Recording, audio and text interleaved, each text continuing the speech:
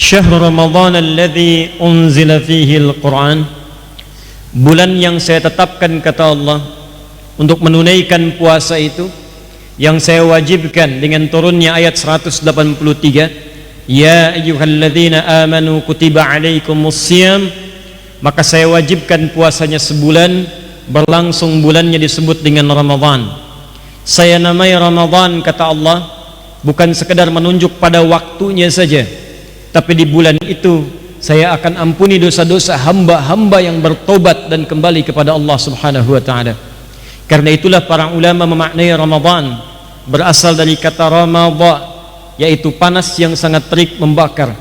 Kalau panasnya semakin membakar dan menghanguskan semua benda di sekitarannya sampai tidak menyisakan satu apapun, bahkan debunya pun berterbangan tidak tampak sekali bekasnya, maka tambahkan alif dan nun di ujung katanya untuk merubah pada bentuk superlatif, atau di ilmu nahwu disebut dengan sirah mubalaghah. Ramadha ditambah alif dan nun, maka katanya berubah menjadi Ramadan. Bulan ini disebut dengan Ramadan karena di bulan ini kata para ulama berpeluang Allah membakar hangus, menghabiskan, menghapuskan semua dosa-dosa yang pernah dikerjakan hamba tanpa kecuali. Pemaknaan ini yang disampaikan oleh para ulama bukan sekedar kalimat-kalimat biasa, tapi diambil berdasarkan keterangan Rasulullah sallallahu alaihi wasallam.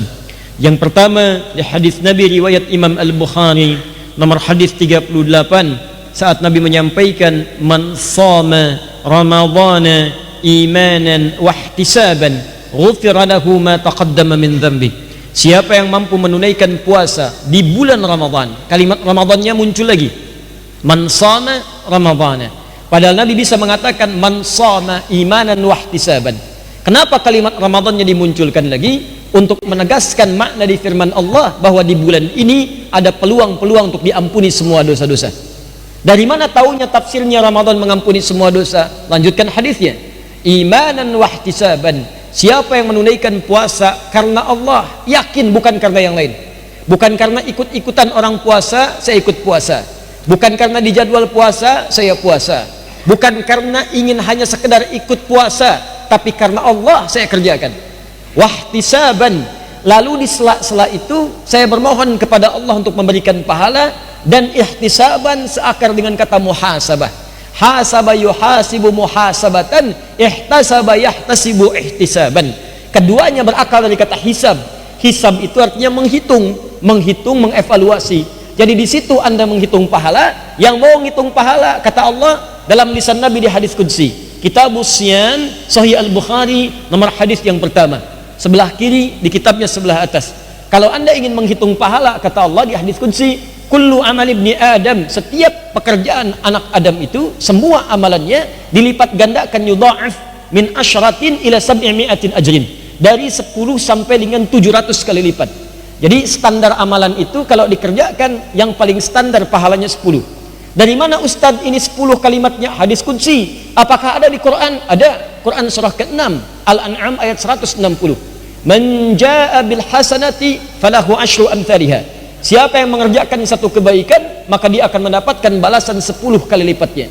10 itu bisa dikalikan 1 ke 2 500 tahun, 2 ke 3 500 tahun sampai dengan ke ujungnya.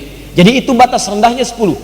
Ya, siapa yang mengerjakan kebaikan, batas pahala paling rendahnya 10 sampai 700. Hadis qudsi ini berkesesuaian juga dengan firman Allah di Quran surah kedua Al-Baqarah ayat ke-261. Ya, paling kiri sebelah atas di mushaf Allah memberikan gambaran orang yang infak beramal saleh itu pahalanya bisa sampai 700 kali lipat. Mathalul ladzina yunfiquna amwalahum fi sabilillah. Orang-orang yang berinfak itu di jalan Allah, niatnya karena Allah, diumpamakan seperti menanam benih. Ya. Kamathali habbah, menanam satu biji. Ambatat sab'a sanabil, setiap biji tumbuh 7 tangkai. Fi kulli sumbulatin mi'atu habbah, setiap tangkai menghasilkan 100 biji baru. Di 1 kali 7 kali 700, maka pahalanya itu antara 10 sampai 700 kali lipat. Illa siyam, kecuali puasa. Fa innahu li wa ana ajzi bihi. Khusus untuk puasa Ramadan itu pahalanya ukurannya bukan 10 sampai 700 lagi, kata Allah, pahalanya sesuai dengan apa yang saya tetapkan, lebih daripada 700. Paling minimal wal hasanatu bi asyri amsalihha, kalikan lagi 10 kali lipat. Jadi kalau biasanya 10 kali 10 lagi, biasanya 700 kali 700 lagi.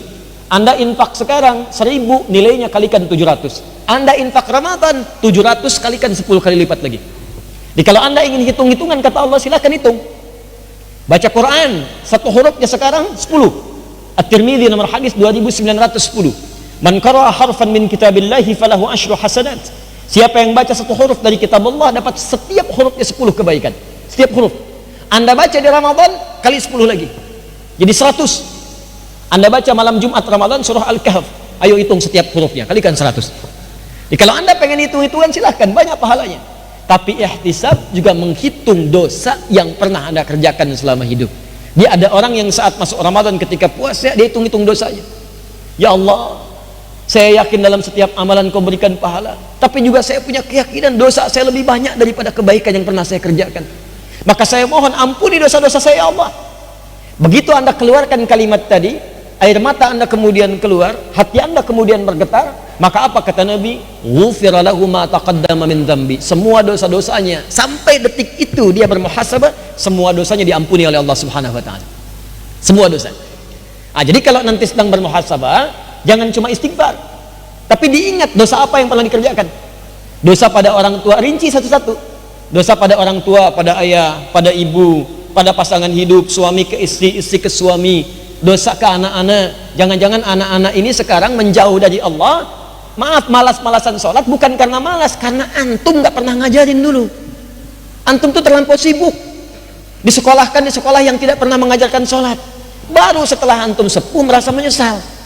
Jadi jangan salahkan anak dulu. Antum marah-marahin anak, kenapa susah sholat? Kenapa antum susah ngajarin dari dulu? Kenapa Anda tidak mencontohkan? Istighfari, istighfari, istighfari, istighfari.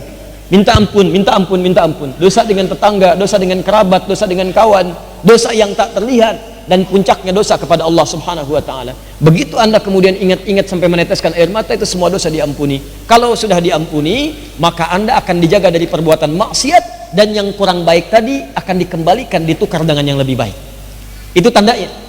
Jadi kalau dosa diampuni, misal mata itu pernah melihat yang tidak baik, diampuni, ini tobat, menetes air mata. Ketika diampuni, maka mata ini akan ditukar oleh Allah fungsinya, dari yang tidak baik dihilangkan tidak baiknya, diarahkan pada yang baik-baik saja.